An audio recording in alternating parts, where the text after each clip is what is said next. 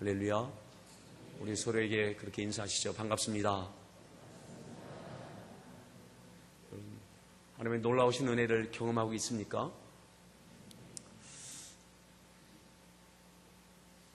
네, 놀라우신 은혜가 있기를 바랍니다. 오늘은 저에게 가장 큰 놀라우신 은혜의 날입니다. 제가 오늘 말씀을 전하는 은혜의 자리보다 말씀을 받는 은혜의 자리에 있게 돼서 얼마나 저에게 마음이 가볍고 이 자체가 은혜인지 모릅니다. 오늘은 광고 드린 대로 우리 일본에서 우리 침례교 여성 목사로서 우리 한국인 자매님이 일본에 가서 거기서 신학을 하고 첫 번째로 안수받은 그러한 목사님으로 약 20여 년 일본의 현지 교회를 섬기고 계신 귀한 선교사님입니다.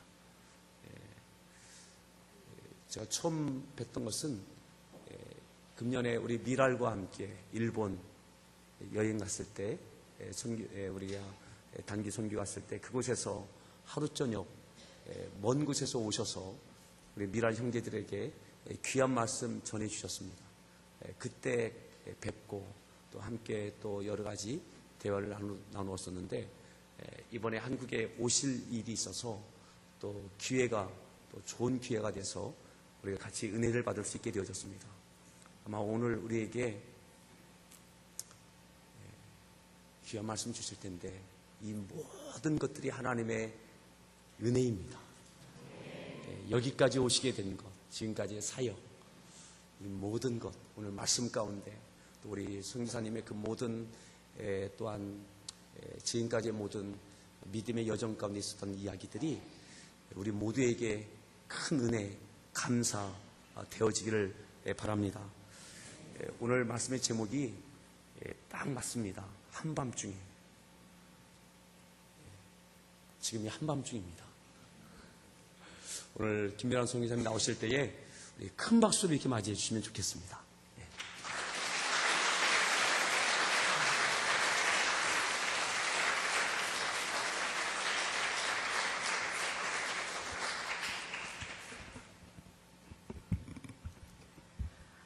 여러분 반갑습니다.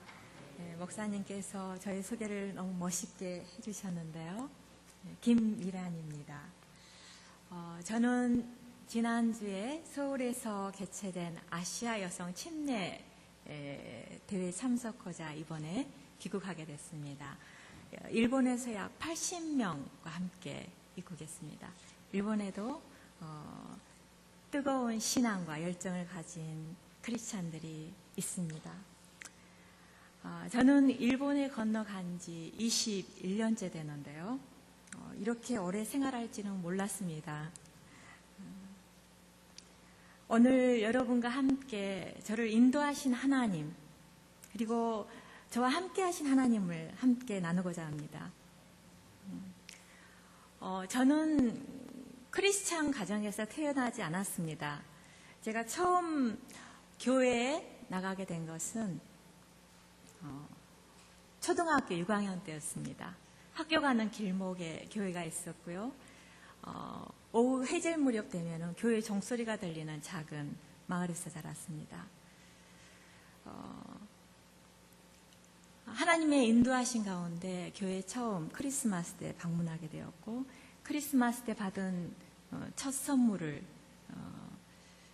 얼마나 감동적이었는지 지금도 잊을 수가 없습니다.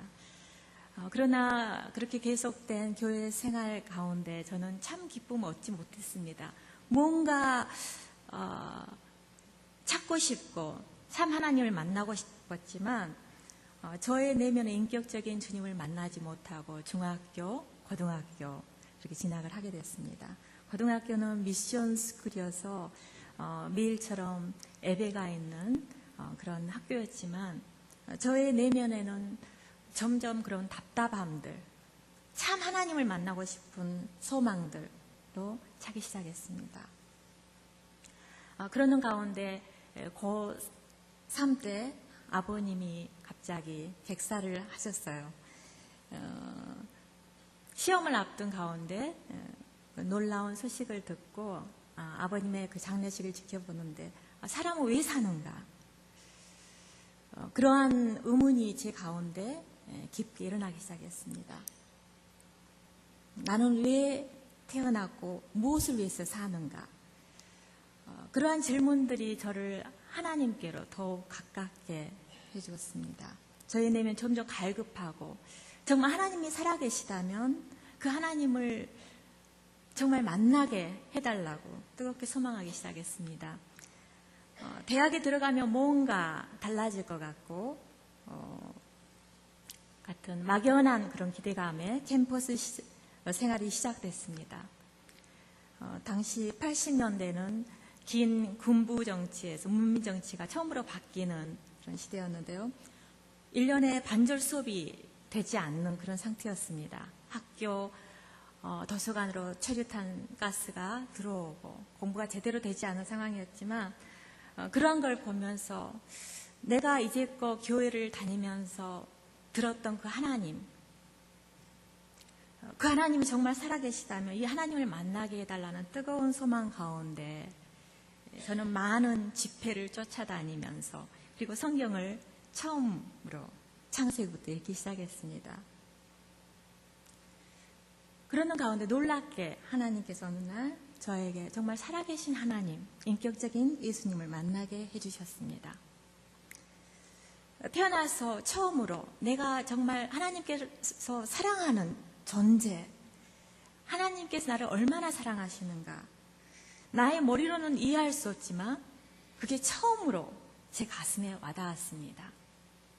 예수님께서 나의 죄 때문에 십자가에 못 박혀 죽으시고 다시 살아나신 그 예수님, 지금도 나를 사랑하시는 예수님, 그걸 체험했을 때 저의 삶의 목적과 방향은 아주 명확하고 간단해졌습니다.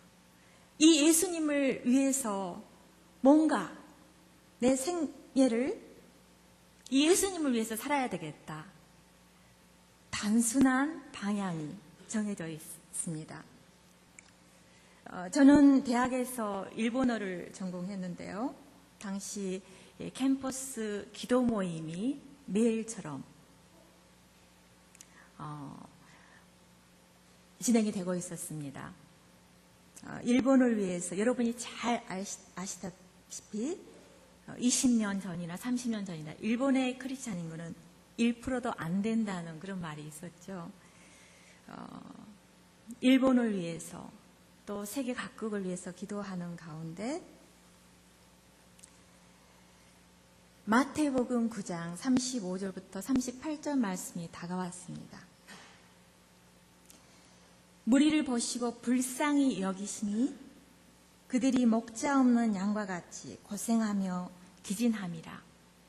추수할 것은 많되 일꾼이 적으니 그러므로 추수하는 주인에게 청하여 추수할 일꾼들을 보내주소서. 이 말씀을 읽는 가운데 무리를 보시고 불쌍히 여기시는 주님의 마음이 저의 가슴을 감동시키기 시작했습니다. 불쌍히 여긴다는 말은 장이 이렇게 꼬이는 것처럼 정말 그 아픔을 말하는 건데 주님이 이렇게 일본 영혼을 바라보시면서 장이 꼬이듯이 아프시고 불쌍히 여기시면서 이들을 위해서 추수할 일꾼들을 보내어달라. 이 주님의 심정이 저한테 다가왔습니다. 그래서 저는 일본을 위해서 추수할 일꾼을 보내달라고 매일처럼 기도하기 시작했습니다. 그런데 어느 날 성령께서 저의 가슴을 감동시키는 겁니다. 추수할 일꾼, 내가 여기 예비하고 있지 않느냐. 그런 감동이 다가왔습니다. 그래서 저는 그때 손을 번쩍 들었습니다. 주님, 추수할 일꾼, 정말 저를 이제까지 예비해 오시고 준비해 오신 주님.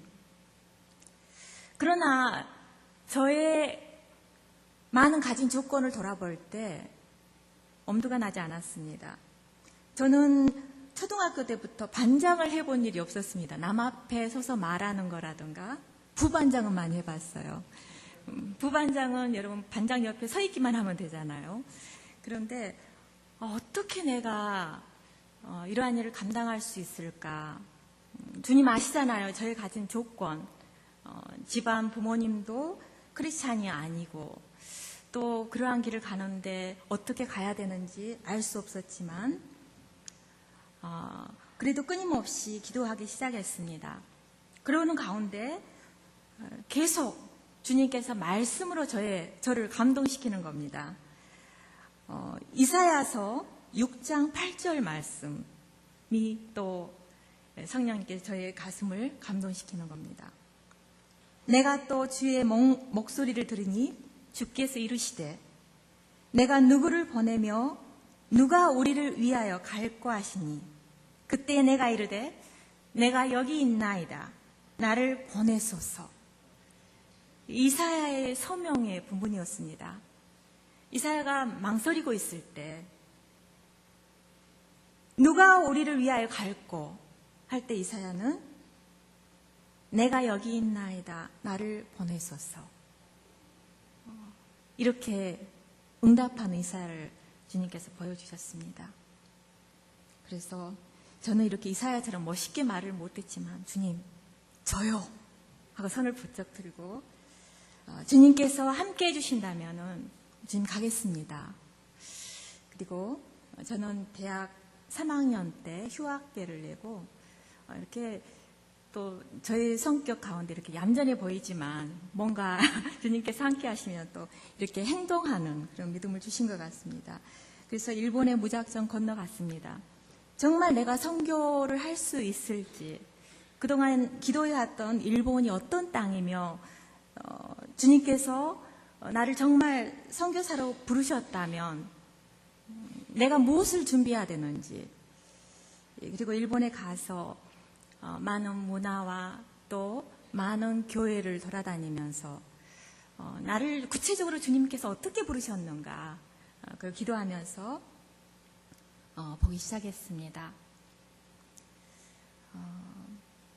일본에서 선교를 하기 위해서는 일본 신학도 해야 되고 일본 문화도 깊이 이해해야 되고 이제 그런 여러 가지 구체적인 기도 제목이 저한테 주어졌습니다.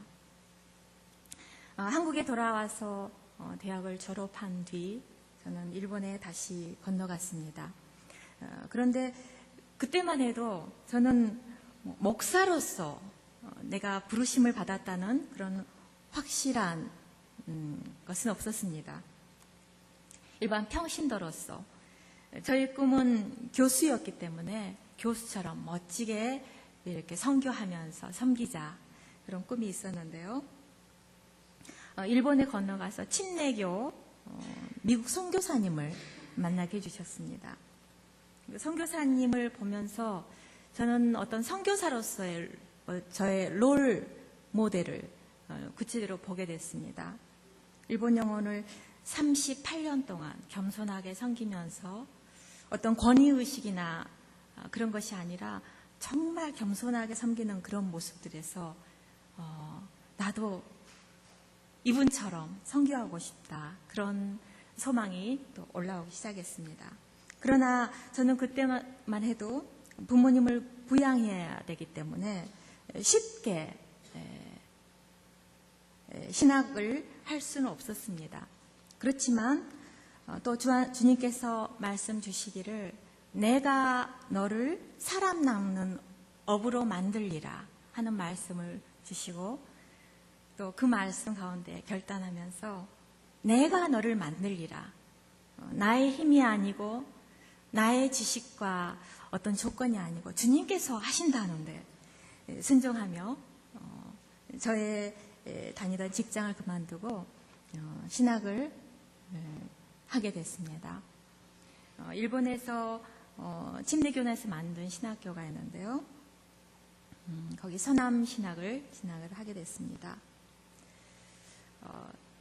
이제는 주님께서 원하시는 대로 내 삶을 드리고 이제는 평탄하게 모든 것이 순조롭게 풀리라고 생각했습니다. 그러나 입학해서 얼마 되지 않아 제가 가장 사랑하던 어머니가 간장암 말기라는 선고를 받게 됐습니다. 8월, 지금도 잊지 않고 있는데요. 8월, 이미 손을 쓸 수 없는 상태에 아무 치료의 방법도 없다는 그런 선언을 받았습니다. 저는 눈앞이 캄캄했습니다. 왜? 이제 주님께 내 모든 것을 드리고 따르고자, 100% 따르고자 하는데 주님께서 왜 이런 시련을 주시는지 이해할 수 없었습니다. 병원에서 의사가 선고한 대로 3개월 만에 어머니는 돌아가셨습니다. 10월 달이었는데요. 저는 그걸 지켜보면서 저의 깊은 무력감을 깨닫기 시작했습니다. 내가 일본 선교를 한다고 결단하고 또 뭔가 이렇게 큰 일을 한다고 생각했지만 내 앞에서 사랑하는 사람이 죽어갈 때 나는 아무것도 할 수 없는 그런 무력한 존재. 이런 내가 어떻게 주님 일본 영어를 섬길 수 있고 선교를 할 수 있겠습니까? 나 같은 자가. 저의 연약함을 많이 깨닫게 됐습니다. 매일처럼 흘러나오는 눈물로 공부도 할 수 없고 어디를 봐도 어머니가 금방 살아계실 것 같고 어머니께서 하시는 그런 말씀이 들려오는 것 같고 그런 깊은 그런 슬픔의 과정을 보내는데 주님께서 고린도 말씀을 주시는 겁니다. 바울에게 말씀하셨던 것처럼 내가 너의 연약한 가운데서 함께 하며 너의 연약함으로 나의 강함을 드러내리라는 그런 말씀이었습니다. 저는 그 말씀을 붙들고 다시 일어설 수 있었습니다. 졸업을 하고 주님께서는 제가 생각지 않은 방법으로 또 저를 인도해 주셨습니다. 당시 일본인 교회 약 100명 정도 되는 규모의 교회로 인도해 주셨습니다.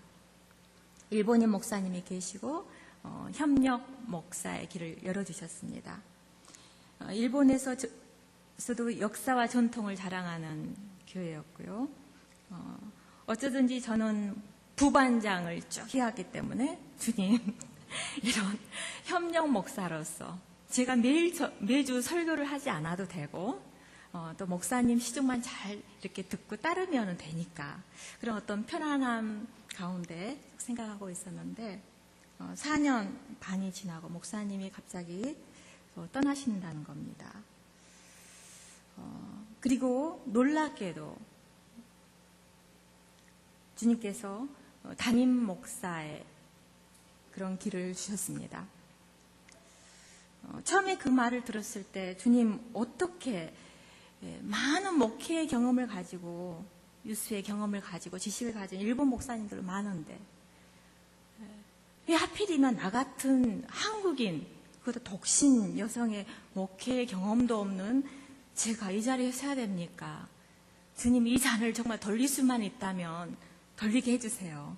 기도했지만 주님께서 네가 다 할 수 있다면 내가 어떻게 살아있던 걸 드러낼 수 있느냐 그러면서 끊임없는 말씀으로 저를 용기를 주시고 그 담임 목사의 초빙을 받게 됐습니다. 협력 목사로 일할 때는 알지 못했던 많은 어려움 그리고 많은 양의 일 그렇지만 주님 오병이어를 드린 한 소년의 믿음처럼 내 가진 모든 것을 주님께 드릴 때 주님이 축사하시면 주님 손에 들리울 때 많은 영혼을 먹이고 남게 하신 주님이시 않습니까? 그 말씀을 믿고 저는 사역을 감당할 수 있었습니다. 그러나 그렇게 평탄하진 않았습니다. 힘들고 어려울 때, 정말 도망가고 싶을 때, 그러나 도망갈 때가 저는 아무도 없었습니다. 부모님이 다 돌아가시고 내가 도망간다고 해도 하나님의 손바닥 아닌데 어디로 도망갈 수 있는가.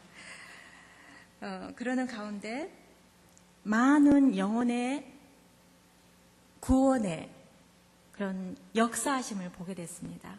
하나님께서 일하시는 것을 체험하게 해주셨습니다. 나의 힘이 아니고 나의 방법이 아니라 하나님의 방법으로 일하시는 것을 보게 해주셨습니다. 크리스마스 예배가 끝나고 모두 다 돌아갈 때 현관에 80 넘은 할머니가 들어오셨습니다. 말씀하시기를 나는 평생 불교 신자로서 구원의 길을 찾아왔습니다. 그런데 불교 안에는 제가 찾던 구원이 없었습니다. 내 마지막 소망은 성경입니다. 기독교입니다. 그렇게 말씀하시는 겁니다. 저는 입도 뻥긋하지 않고 가만히 서 있는데 그렇게 말씀을 하는 겁니다. 여기에 구원이 없다면 자기는 살 길이 없다는 겁니다. 그래서 같이 성경 공부를 하고 침례를 받으시고 크리스찬이 되었습니다. 또 한낮 조용히 있는데 한 청년이 가방을 메고 들어오는 겁니다. 생긴 아주 잘생겼습니다. 그런데 자기도 구원받을 수 있냐고 찾아오는 겁니다. 이야기를 들어보니까 방송국에 다니는 청년인데 오랜 우울병으로 직장을 쉬고 있고 그런데 자기는 예수님을 믿는다는 겁니다. 크리스찬은 아닌데 예수님은 믿는다는 겁니다. 그 청년과 깊게 또 교제하면서 성경 공부를 하게 되었습니다. 그 청년이 예수님 믿고 마음의 평정을 되찾게 되고 약은 그동안 그 치료하면서 많은 약물을 복용했는데 약물을 점점 줄이게 되고 정신적으로 이렇게 마음이 회복이 되자 그걸 지켜보던 부인이 나도 같이 예수님을 믿고 싶다 해서 같이 침례를 받는 그런 은혜를 하나님께서 주셨습니다. 그 딸 이름이 미란입니다.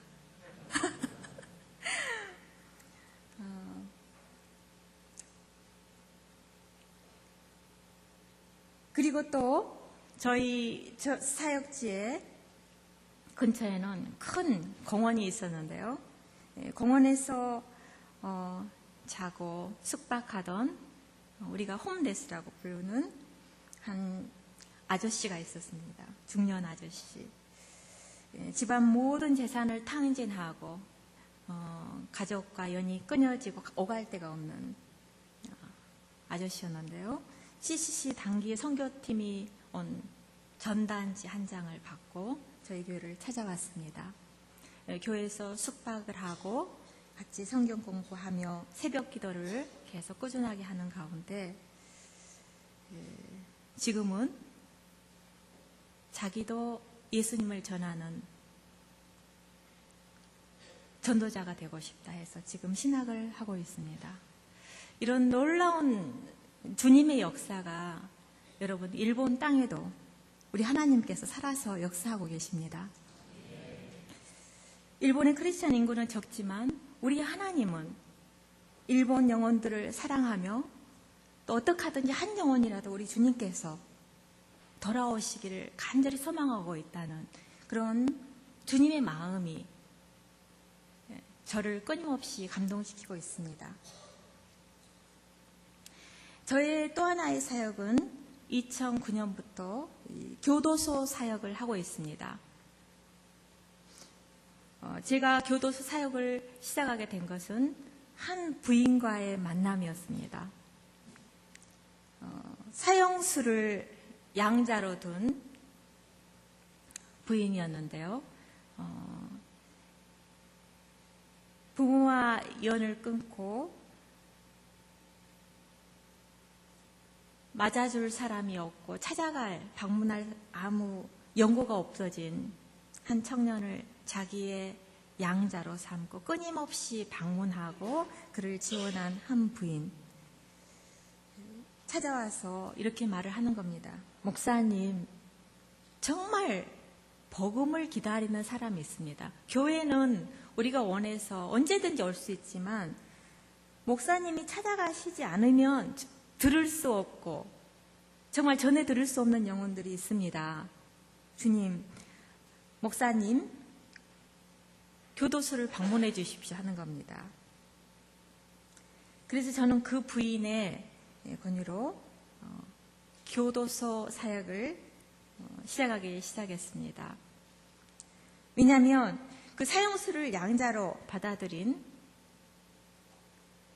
부인은 원래 크리스찬이 아니고 불교도였지만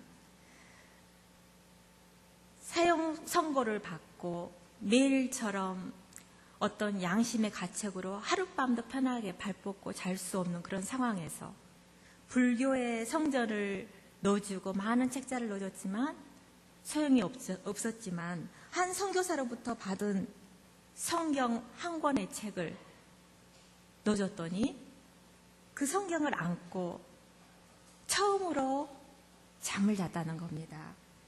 그리고 그 양어머니가 방문을 했을 때 그 양자가 이렇게 말했다는 겁니다.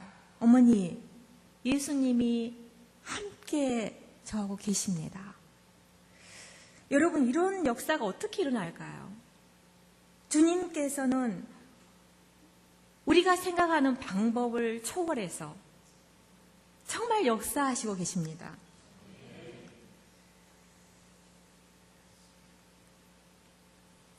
주님께서 영혼을 얼마나 사랑하시는지, 그리고 또 우리의 통로를 통해서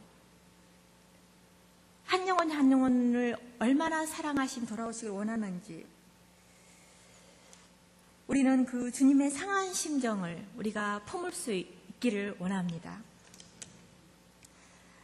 첫 사역지에서 10년의 사역을 마치고 주님께서 저에게 또 한 가지 마음을 주셨습니다. 이제 교회가 많은 어린이들과 청년들로 부흥하게 됐지만 그 상황을 지켜보면서 여기는 얼마든지 어떤 분이 오든지 교회가 앞으로 더 부흥하고 잘 될 수 있지만 재정이 부족해서 목사를 초빙할 수 없고 어려운 교회들을 섬길 수 있도록 주님께서 저에게 마음을 주셨습니다. 지금 두 번째 사역지로 저는 하루가오카 교회를 섬기고 있습니다. 하루가오카는 범의 언덕이라는 뜻인데요. 3년 동안 목사가 없이 성도들끼리 예배를 드리며 교회 재단을 지키고 있었던 교회입니다. 저는 그 소식을 들었을 때 정말 이런 교회를 돕고 섬기고자 하는 그런 마음을 주셨습니다. 지금 두 번째 사역지에서 4년째 사역이 계속되고 있는데요. 제가 있는 지방 키타큐슈라는 지역입니다. 키타큐슈에는 30개의 침례 교회가 있었습니다. 4년 전에.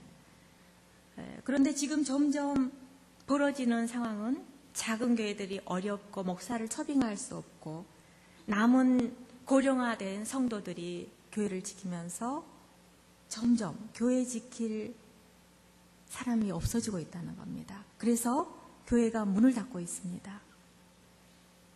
당시 4년 전에 30개였던 교회가 지금은 28개 교회가 되고 있습니다. 일본 전체를 봐도 목사를 초빙할 수 없는 재정이 어려운 교회들이 많습니다. 앞으로 점점 이런 추세가 더 심각해질 것입니다. 향후 10년 후에 60대 목사님들의, 지금 현재 60대 목사님들, 80%가 은퇴하게 됩니다. 일할 일꾼이 없는 상황입니다, 여러분. 일본을 위해서 여러분 기도해 주시기 바랍니다. 지금 섬기고 있는 교회는, 하루가오카 교회는 전도서 개척을 해서 약 60년 됐습니다. 60년 역사가 있는 교회죠. 성도는 지금 16명입니다. 100년, 60년 역사를 가진 교회들이 여러분 가시면 10명, 심지어는 7명 그렇게 모여서 교회를 지키고 있습니다. 그런데 여러분, 한 교회가 세워질 때까지 얼마나 많은 기도와 땀과 피가 흘려지는지. 그러나 그 교회가 문을 닫고 있다면 여러분, 우리는 어떻게 해야 될까요?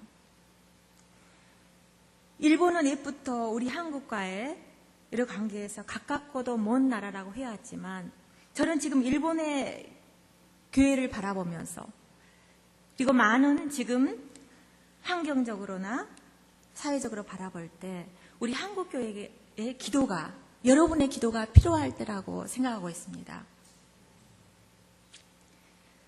많은 선교의 전략과 선교의 방향이 다른 나라를 향하고 있습니다. 왜냐하면 일본은 열매가, 수확이 고생한 만큼 거둬지지 않기 때문입니다. 미국 남부 침례교단에서 파견됐던 많은 선교사님들도 거둬들여서 본국으로 돌아가고, 지금 일본에는 남아있는 선교사님들이 거의 손꼽을 정도입니다. 거의 없습니다. 그렇지만 여러분, 우리 한국 교회의 뜨거운 열정과 그런 기도의 힘을 여러분이 일본 교회를 위해서 후원해 주시고 기도해 주신다면 일본 교회가 살아남을 수 있지 않을까 생각합니다. 그리고 이제 주 안에서 정말 협력적인 그런 파트너가 될 수 있었으면 좋겠습니다. 일본은 환경적으로 보면은 사계절이 뚜렷하고 열도가 길어서 정말 아름다운 그런 환경도 있지만, 여러분 생각해 보면 많은 재해가 끊임없이 일어나고 있습니다. 여러분 아시다시피 지진, 그리고 동북의 쓰나미, 그리고 지금은 원전의 방사선의 그런 위험. 어떻게 생각해 보면은 많은 이런 환경적인 조건 때문에 항상 불안함과 공포, 말로 다 표현하지 않지만 그런 불안과 공포를 끊임없이 안고 살아가는 곳이 일본입니다. 그래서 제가 가끔 한국에 오면은 여러분 표정이 너무 밝고 생기가 있고 하는 것에 정말 큰 이렇게 차이를 많이 느낍니다. 또 경제적으로 대불레 현상이 끊이지 않고 있죠. 소비세가 8%에서 앞으로 향후 10%로 됩니다. 일반 서민들은 정말 살기가 힘든 상황이 돼갑니다. 영적으로 교회들이 문을 닫고 있는 상황, 이 상황에서 정말 여러분, 이런 기도 제목을 여러분께서 기억하시고 끊임없이 기도해 주시기 바랍니다. 오늘 본문 말씀을 제가 택한 것은 이 사도행전 말씀을 통해서 우리가 한 가지 깊게 나누고 싶은 것이 있습니다. 빌립 교회가 생기게 된 근거가 여기에 있는데요. 바울과 실라가 말씀을 전하고 구원을 받고 가운데 오해를 받고 옥에 갇히게 됩니다. 그러나 그들은 사방이 에워쌈을 당하고 그들이 발이 착고에 꼬여서 채워져서 마음대로 움직일 수 없고, 그러한 상황에서도 하나님을 바라보며 그들은 찬양하며 기도를 했다는 사실입니다. 우리의 인생 가운데, 우리의 삶 가운데 한밤중이 옵니다. 언제나 밝은 대낮은 아니죠. 우리가 하루도 밝은 아침이 오는가 하면 반드시 밤이 찾아옵니다. 우리 인생에도 예기치 않은 한밤중이 다가옵니다. 그러나 우리가 정말 애호쌈을 당하고 우리 마음대로 움직일 수 없는 그런 상황에서, 그러나 우리의 영혼은 우리 하나님을 바라볼 수 있습니다. 우리 하나님을 바라보며 찬양할 수 있습니다. 그것이 우리의 크리스찬의 특권이고 우리에게 주신 하나님의 은혜입니다. 오늘 우리가 이렇게 한밤중에 모이게 됐는데요. 이 가운데도 정말 궁핍강바 고난 가운데 주님 정말 살아계시다면 왜 이런 일이 일어나며, 정말 주님 살아계시다면 응답해 주세요. 말씀해 주세요. 그럴 때가 많지 않습니까? 그러나 여러분, 우리가 인생의 한밤중에 부딪혔을 때 우리의 행하는 행실과 그것을 보고 있다는 겁니다. 세상 사람들은. 바울과 실라가 한밤중에 그들이 기도하고 하나님을 찬송했을 때 누가 보고 있었습니까? 죄수들이 보고 있었습니다. 간수가 듣고 있었습니다. 여러분, 우리가 인생의 고난과 궁핍과 환난 중에 우리가 그것을 어떻게 대처하고 우리가 그 자리를 또 그것을 어떻게 받아들이고 있는지, 그것이 곧 간증이 된다는 겁니다. 이 죄수들이 보고 이것을 통해서 이 간수와 간수의 가족이 구원을 얻는 은혜의 사건으로 변하게 됩니다. 우리는 인생의 한밤중이라도 이 고난과 환난을 통해서 비록 그 상황이 바뀌지 않더라도 주님을 찬양하며 기도하는 여러분, 저와 여러분이 되면 합니다. 우리는 알 수 없지만 하나님께서는 하나님의 방법대로 역사하십니다.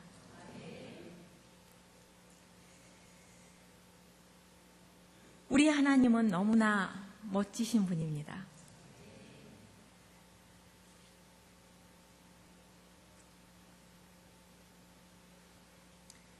이 사건으로 인해서 빌립 교회가 세워지게 되고 많은 역사가 일어나게 됩니다.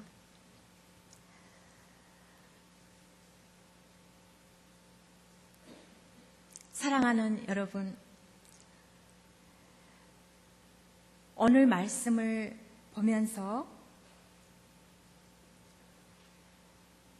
또한 여러분에게 간곡히 또 기도를 바라는 것은 저희 하루가옥과 그리고 일본에 있는 많은 작은 교회들을 위해서 기도해 주시기 바랍니다. 추수할 일꾼을 보내주소서 하는 우리의 기도를 주님께서 들으시고 목자 없는 양과 같이 고생하며 기진하는 영혼들을 품는 여러분과 저가 되기를 간절히 원합니다. 앞으로 저는 이러한 작은 교회들을 섬기고자 합니다. 여러분의 끊임없는 기도가 필요합니다. 그리고 후배 선교사들을 위해서 일본의 독특한 문화와 역사를 또 연구해서 일본 기독교의 토착화를 위한 연구를 하고자 합니다. 그리고 지금 하고 있는 교회사 사역은 청소년 비행 청소년들을 내 말씀을 전하는 사역인데요. 그것을 위해서도 여러분 기도해 주시기 바랍니다. 잠시 지금 드린 기도 제목을 기억하시며 함께 합심하여서 기도하는 시간을 가졌으면 합니다.